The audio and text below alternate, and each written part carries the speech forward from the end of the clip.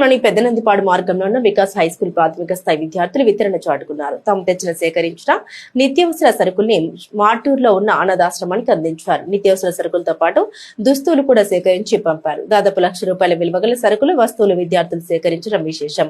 ఈ సందర్భంగా పాఠశాల డైరెక్టర్ దందా పవన్ మాట్లాడారు. విద్యార్థులకు బాల్యంలోనే సేవా దృక్పథం అలవాటు చేయడంతో పాటు వస్తువులు, సరుకులు విలువ తెలియజేయడం, ఆనందాన్ని అందుకోవడం కోసం ఈ కార్యక్రమం నిర్వహించినట్టు తెలిపారు. అడిగిన వెంటనే స్పందించిన విద్యార్థుల తల్లిదండ్రులకు ఆయన అభినందన తెలిపారు.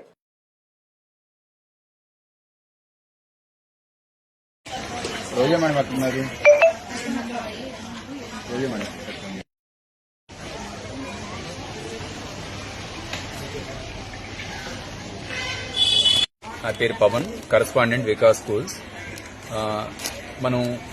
మన యాన్యువల్ క్యాలెండర్లో మన వికాస్ స్కూల్కి ప్రతి సంవత్సరం ఒక సంవత్సరం ముందుగానే యాన్యువల్ క్యాలెండర్ అనేది ప్రిపేర్ చేసుకుంటాం. ఆ యాన్యువల్ క్యాలెండర్లో భాగంగా ఒక రోజుని ప్రైమరీ క్యాలెండర్లో ఒక రోజుని ఆర్ఫనైజ్ విజిట్ పెట్టుకుంటాం.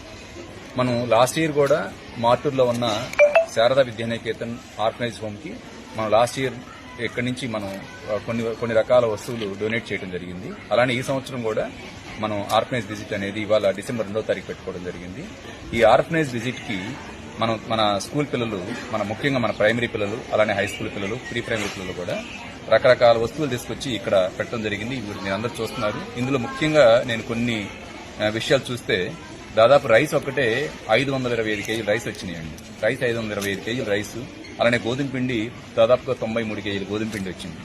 తర్వాత కందిపప్పు సుమారు ఒక 20 కేజీలు, అలానే బిస్కెట్స్ అయితే దాదాపుగా బిస్కెట్స్ కానీ స్నాక్స్ అయితే సుమారుగా ఒక 10,000 నుంచి 12,000 రూపాయల వరకు ఈ బిస్కెట్స్ స్నాక్స్ వచ్చినాయి. అలానే సోప్స్, డిటర్జెంట్స్ అండ్ ఈవెన్ వీళ్ళకి ఆయిల్, కోకోనట్ ఆయిల్స్, బ్రష్లు, టూత్ పేస్ట్లు, బుక్స్, ఇవి మొత్తం కూడా కలిపి సుమారుగా వీళ్ళు ఈ రోజు సుమారు ఒక 90,000 రూపాయల నుంచి ₹1,00,000 సామాన్ వరకు కూడా మనం మార్టూరు శారదా నికేతన్ ఆర్ఫనైజ్ హోమ్ మనం డొనేట్ చేయడం జరుగుతుంది.